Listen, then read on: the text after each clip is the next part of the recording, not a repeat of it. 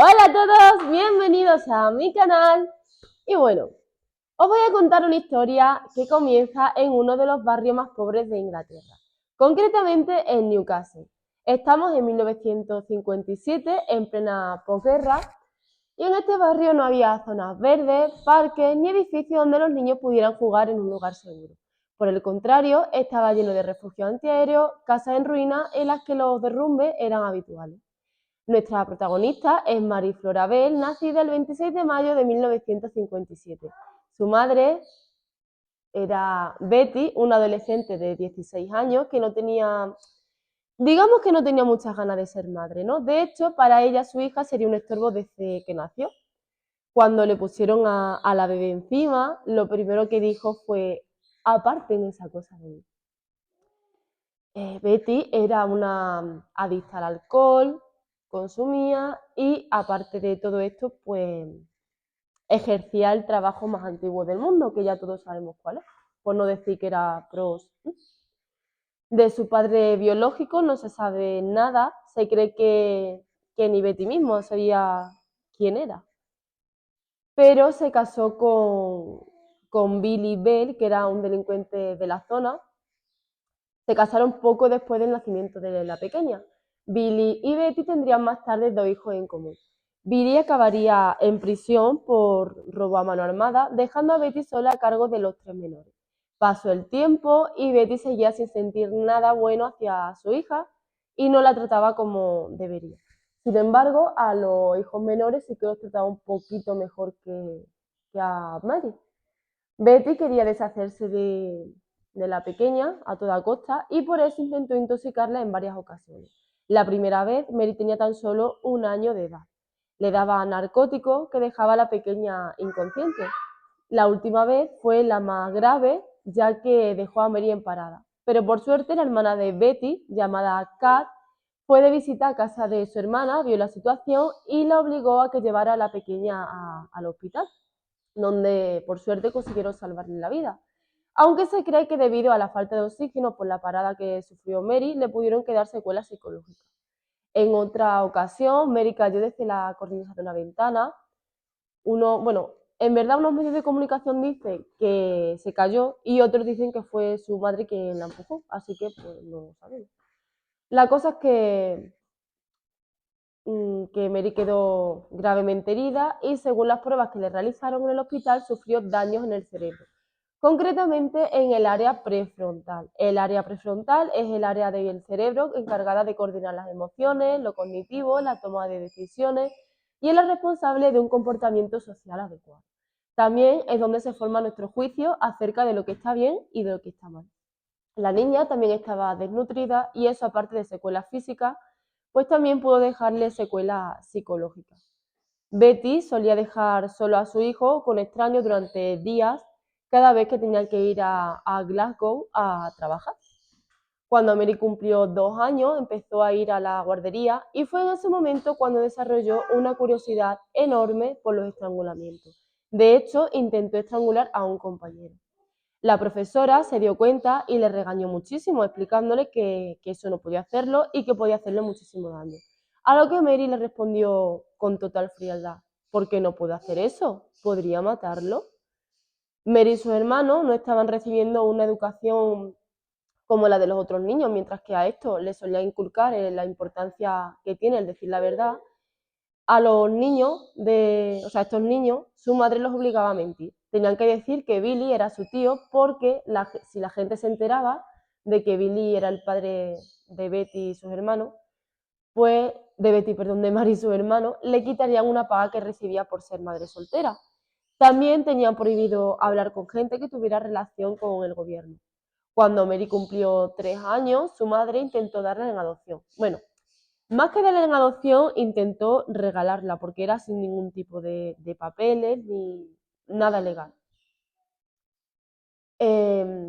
Bueno, se la quería regalar a una mujer que estaba un poco loca y que quería irse a Australia con la niña. Pero Kat se olía lo que su hermana tramaba y se lo impidió. Kat sabía que su sobrina no estaba bien cuidada y sentía pena por ella, así que le propuso a su marido adoptar a Mary. Este le dijo que sí, que sería lo mejor para la niña, pero Betty se negó en rotundo.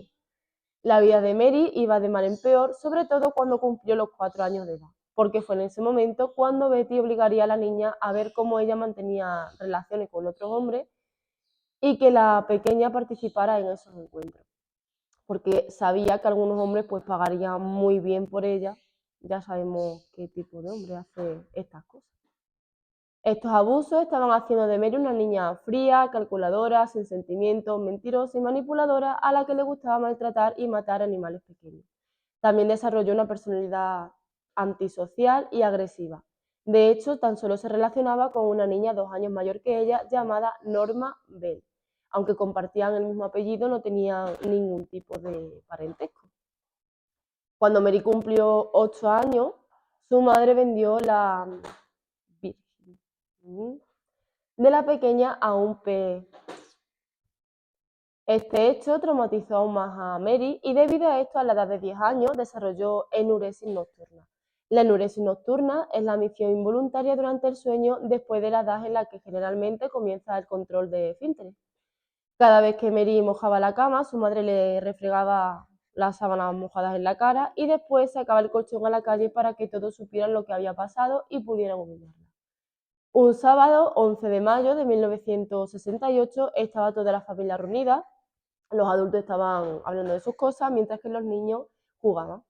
Mary, concretamente, jugaba con su primo en la segunda planta de la casa donde se encontraba, cuando su primo se asomó a una ventana sin reja y Mary sintió el impulso de empujarlo. Lo empujó y lo dejó gravemente herido, ya que había una altura considerable desde la ventana hasta el suelo. Los padres del niño, que eran los tíos de Mary, y su madre, le riñeron mucho, pero Mary decía que ella no había tenido nada que ver, que se había caído solo y que había sido un accidente, aunque años más tarde reconocería que fue ella quien le empujó. El pequeño acabaría recuperándose, para que lo sepáis. Mary estaba frustrada porque quería quitarle la vida a alguien más pequeño que ella y vulnerable, alguien que no se pudiera defender, así que lo volvió a intentar con 3 niños más, pero por suerte no lo conseguiría. Los niños fueron a contarle a sus madres que Mary había intentado estrangularlo y estas, muy enfadadas, fueron a la comisaría para poner una denuncia. Pero cuando se relataron los hechos a la policía, pues esta le quitó importancia, alegando que tan solo era una pobre niña de 10 años, con una vida difícil, que eran cosas de niños, y no se presentaron cargos. A los pocos días, Mary y Norma estaban dando una vuelta cuando vieron a una niña de 3 años llamada Pauline. Pauline estaba jugando con la arena. Mary la vio pequeña y vulnerable, justo como ella quería, así que convenció a Norma para que la sujetara mientras ella le metía puñados de arena en la boca. Cuando Pauline estaba ya a punto de asfixiarse, Norma la soltó y la niña salió corriendo muy asustada después del mal rato. El sábado 25 de mayo de 1968, un día antes de que Mary cumpliera 11 años, convenció a su vecino de 4 años llamado Martin Brown para ir a jugar a una casa en ruina. El pequeño se fue con Mary sin avisar a su madre ni a nadie de que se iba, y una vez estaban en la casa, Mary empujó a Martin desde la segunda planta de la casa, quedando el pequeño con una herida en la cabeza bastante importante y lleno de sangre. Mary creía que el pequeño estaba muerto, pero cuando bajó para comprobar si respiraba, se dio cuenta de que aún seguía con vida y decidió estrangular. Dejó un bote de pastillas al lado del cuerpo de Martin y se marchó. La madre de Martin se dio cuenta de que este no estaba y comenzó a buscarlo por toda la casa. Al ver que no aparecía, ya desesperada, avisó a sus vecinos para que le ayudaran a buscarlo por todo el barrio. Uno de los vecinos dijo que lo mejor era llamar a la policía y así lo hicieron. La policía trabajaba con la hipótesis de un posible secuestro. Pensaba que algún perturbado había cogido a Martin, lo había subido a un coche y se lo había llevado lejos. Esa misma tarde encontrarían el cuerpo de Martin. En un principio, al ver las pastillas, la herida en la cabeza y demás, pues pensaron que se trataba de un accidente. Los vecinos le echaron la culpa al Estado por la dejadez en el que se encontraba el barrio. Recordemos que estaba lleno de escombros, basura, refugio antiaéreo y no había ninguna zona habilitada para niños.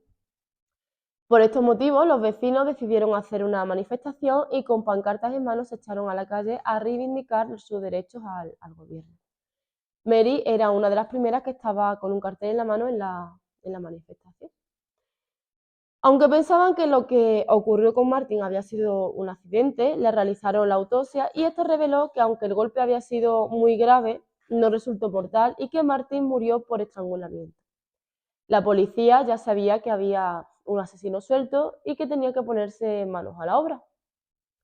Mary fue a celebrar su cumpleaños a casa de Norma y en la casa se encontraban las dos niñas, la hermana de Norma y su padre. Estaban pasándoselo bien cuando Mary de repente cogió a la hermana de Norma por el cuello para estrangularla. El padre de las niñas, alertado por los gritos, fue al salón y encontró a Mary con las manos en el cuello de su hija. Se quedó horrorizado por lo que estaba viendo, le dio un bofetón a Mary y la echó de casa. Norma se fue con ella, cosa que me llama muchísimo la atención porque, a ver, intenta estrangular a tu hermana y tú te vas con ella, como si nada, ahí, no sé, extraño. En fin, que Norma le cuenta lo que le hizo a Marty y que quiere que sepan que ha sido ella. Así que la convence para ir a una guardería a vandalizarla y dejar unas notas en las que se responsabilizaría del asesinato. Y así lo hicieron. La policía encontraría estas notas en las que decía: soy Marie Flora Bell, yo maté a Marty y volveré a hacerlo. La policía se lo tomó como una chiquillada y una llamada de atención, así que no le dio la más mínima importancia. Mary fue a la casa de Martin cuando aún estaban velando el cuerpo del pequeño, cuando June, la madre de Martin, abrió la puerta y se encontró a Mary y Norma. Se quedó sorprendida porque las niñas pues, realmente no pintaban nada allí. Y aún así le preguntó amablemente qué querían, a lo que Mary respondió: quiero ver a Martin. June se quedó de piedra y con lágrimas en los ojos le respondió que eso no era posible, que Martin estaba en el cielo y ya no podrían jugar juntos nunca más. Mary le respondió con una sonrisa: ya sé que está muerto, pero quiero verlo en su ataúd. June le dio un portazo en la cara y Mary y Norma se fueron riendo. En clase, Mary se jactaba diciendo que ella era la autora del asesinato de Martin Brown, que nadie la creía, pero que había sido ella. Los compañeros le decían que era una mentirosa, que eso no era verdad. Mary estaba muy frustrada porque nadie la creía, así que se aseguraría de que la próxima vez no hubiera duda de que había sido ella.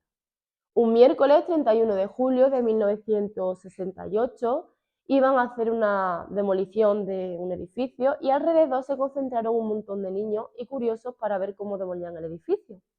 Entre esa multitud se encontraba un pequeño de 3 años llamado Brian Howie. Brian era un niño vivaracho, de pelo rubio, muy guapo, pobrecito. Y Mary también estaba allí con Norma y cuando vio a Brian no dudó en que el pequeño sería su próxima víctima. Mary le contó a Norma sus planes y este intentaría convencer a su amiga de que no lo hiciera, pero Mary hizo caso omiso y se acercó al niño, le convenció para ir a jugar a un descampado que había cerca, que estaba lleno de escombros y demás. Una vez allí, Mary estranguló a Brian, dejó el cuerpo entre los escombros para después volver al lugar del crimen con un par de tijeras y una hoja de afeitar. Con las tijeras cortó los pechones de pelo rubio del pequeño y con la hoja de afeitar rasgó su muslo. Dibujó una M en la barriga de Brian y posteriormente su miembro, dejándolo casi separado del cuerpo. Se dice que esto último lo hizo por el asco y repulsión que sentía hacia el género masculino debido a los abusos que había sufrido por parte de los hombres con los que su madre la obligaba a estar. Una vez hecho todo esto, las dos niñas volvieron al lugar de la demolición. Pat, la hermana mayor de Brian, de 5 años, estaba buscando a su hermano. Mary le sugirió que buscara en el descampado. La intención de Mary era ver en primera persona el shock que provocaría en Pat encontrar a su hermano sin vida. Pero esta le dijo que no, que su hermano jamás iría ahí y Mary, pues, bueno, insistió, pero Pat hizo caso omiso, dio media vuelta y se marchó. A los pocos minutos encontraron el cuerpo de Brian. Enseguida supieron que había sido un asesinato. Los expertos sugirieron que el autor del crimen, debido a la ausencia de fuerza física, podría ser otro niño. Mary y Norma mostraron tanto interés por los dos casos que terminaron por despertar la atención de los investigadores. Un agente vio a Mary mirar por la ventana de la casa de Brian mientras lo estaban velando. Esto puede llamar la atención, pero no es algo relevante.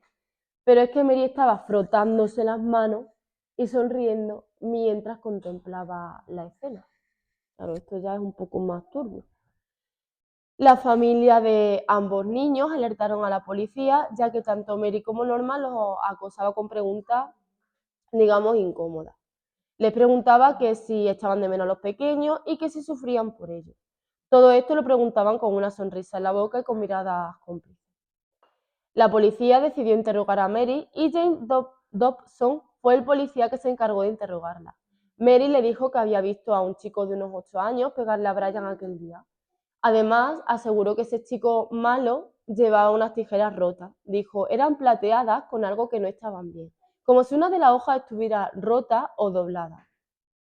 La policía no había dicho nada a nadie, lo de las tijeras, vamos, a ningún medio de comunicación, no lo había nada, o sea, no lo sabía nadie. Entonces, claro, gracias a ese error de Mary ya tenían una sospechosa, porque lo de las tijeras solo podía saberlo el culpable. El profesor de Mary encontró un dibujo que había hecho la niña en el que aparecía la escena del primer crimen con todo lujo de detalle. El profesor decidió entregárselo a la policía y le contaría que Mary decía que ella había matado a Martin, pero que pensó que se trataba de algún juego de niño y que no le dio importancia en ese momento. Pero después, al ver ya lo que había pasado posteriormente, pues ya empezó a sospechar. Con todo esto, la policía decidió interrogar a Mary y Norma. Mary se mostraba fría y respondía de forma muy ingeniosa e inteligente a las preguntas que le hacían, mientras que Norma mostraba una actitud más bien infantil e inmadura.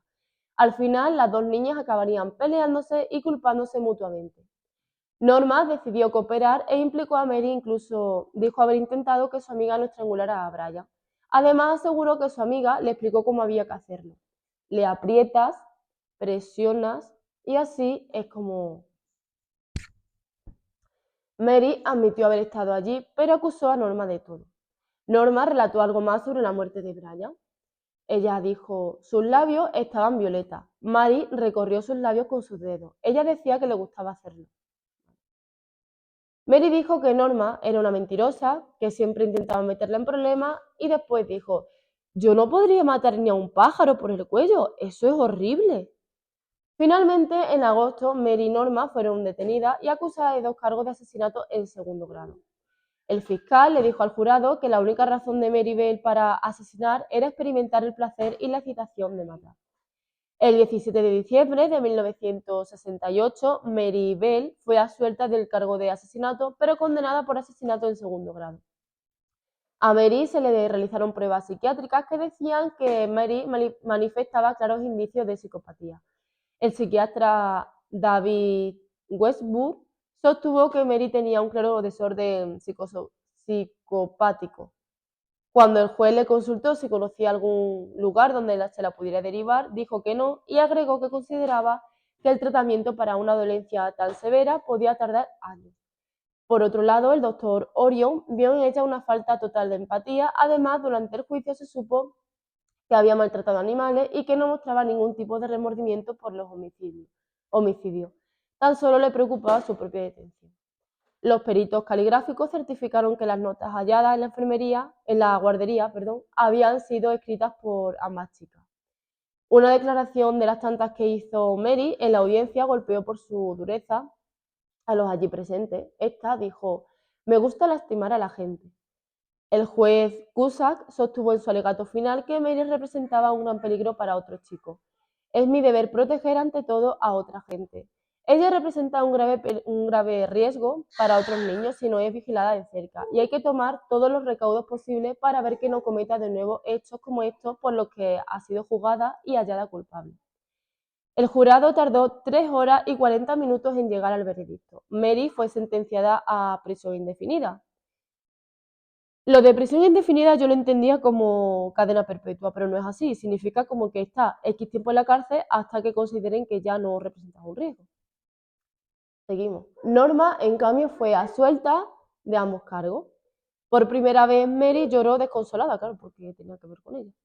Su madre Betty y su abuela estaban sentadas en un banco de la sala, Betty con una larga peluca y con una actitud teatral llena de lamentos. Mary fue enviada al reformatorio Red Bank en Lancashire o algo así creo que se llama. Desde el momento en que fue presa, Mary fue el centro de atención de la prensa británica y de la exitosa revista alemana Stern. Betty la visitaba y supo aprovechar su fama para vender su vida. Su propio beneficio económico, una vez más, estaba ante todo. En 1977, Maribel ocupó de nuevo los titulares cuando se escapó de la prisión semiabierta de Moor Court con su compañera Annette Priest. 2 días después fue hallada en compañía de 2 hombres de 29 y 32 años. En ese momento, Mary ya tenía 20 años. Poco antes de salir en libertad, Mary fue derivada a una residencia donde conoció a un hombre casado. Ella misma contó que él había dicho que le iba a demostrar que no era lesbiana. Para Mary era difícil no pensar en el sexo como algo sucio. De esos encuentros, Mary quedó embarazada y fue entonces cuando se enfrentaría a una crisis moral bastante importante, ya que quería tener a ese bebé, pero dudaba porque pensaba que lo primero que haría después de haber estado 12 años en prisión por matar a 2 niños sería matar al suyo propio. Sintió que no tenía elección y ese bebé finalmente no nacería. El 13 de mayo de 1980, Maribel fue liberada de la prisión abierta de Ashcan Grange, en la que vivía en ese momento. Mary tenía ya 23 años. Su primer trabajo, por increíble que parezca, fue en una guardería local. Por suerte, los agentes de su libertad condicional coincidieron en que era un empleo inadecuado para ella. Volvió a vivir con su madre y conoció a un hombre del cual se quedó embarazada. El mes de mayo nacería su primera hija, exactamente el día en el que se cumpliría el 16º aniversario de la muerte de Martin, el día 25 de mayo de 1984. Mary no le contó nada de su pasado a su hija y luchó contra el sistema para obtener su custodia definitiva. Tiempo después se enamoró de otro hombre y se fueron a vivir los tres a un pequeño pueblo. Mary vivía con miedo de ser descubierta, cosa que ocurría muy a menudo. Cuando esto ocurría, Mary debía abandonar su casa cubierta por mantas y bajo los gritos de los vecinos que la llamaban asesina. Una de las tantas veces que se descubrió su identidad, los mismos padres del colegio al que iba su hija exigieron que la retiraran de la institución. En el año 1998, Mary colaboró con la escritora Gita Sereny para un libro sobre su vida. Para ello le hizo un recuento pormenorizado de los abusos que había sufrido en manos de los clientes de su madre. Sereny ya había escrito en 1972 el caso de Maribel, pero ahora para su nuevo libro, El grito no escuchado, necesitaba escuchar el testimonio de la protagonista de primera mano. Por su colaboración para este libro, Maribel recibió $150.000 a la moneda de hoy. La prensa no tardó en enterarse del pago y se desató una gran polémica, ya que no era justo que una asesina convicta se lucrara con su historia. Hasta Tony Blair, un premier británico, intentó impedir el lanzamiento del libro. Decían que un criminal no debería de recibir dinero por sus crímenes, pero el libro se publicó de todas formas. Los periodistas encontraron a Mary y a su hija y acamparon en los alrededores de su casa. Las autoridades tuvieron que mudarlas una vez más, tapándolas con sábanas debido a la curiosidad y el odio que despertaba Mary. Mary exigió que le otorgaran el derecho al anonimato a ella y a su hija. El 21 de mayo de 2003, The Guardian informó que a Mary y a su hija se le había concedido el anonimato de por vida. En enero de 2009, Maribel se convirtió en abuela de un niño a los 51 años. A su nieto también se le otorgó el anonimato. Esto volvió a generar una gran conmoción social, ya que los presos empezaron a solicitar los mismos derechos que se le había otorgado a Maribel. A esto se le empezó a conocer como el decreto de Maribel. La madre de Martin dijo a los medios de comunicación que esperaba que cuando mirara a su nieto recordara a los 2 niños y que nunca la perdonaría. Sin embargo, aseguró que apoyaba el pedido de anonimato de su hija y de su nieto, ya que contra ellos no guardaba ningún tipo de rencor. Los familiares de las víctimas repudiaron las garantías que le dieron a Mary, diciendo que a ellos no se les había garantizado nada como víctima. La madre de Brian Howie, Eileen Corrigan, dijo que todo el mundo hablaba sobre Mary y que debía de ser protegida, pero que ellos como víctimas no tuvieron los mismos derechos que los el asesino. A día de hoy, Meribel tiene 67 años, vive con su pareja desde hace décadas, con su hija de 40 también y su nieto de 15, en algún lugar de Inglaterra, gracias a sus identidades protegidas.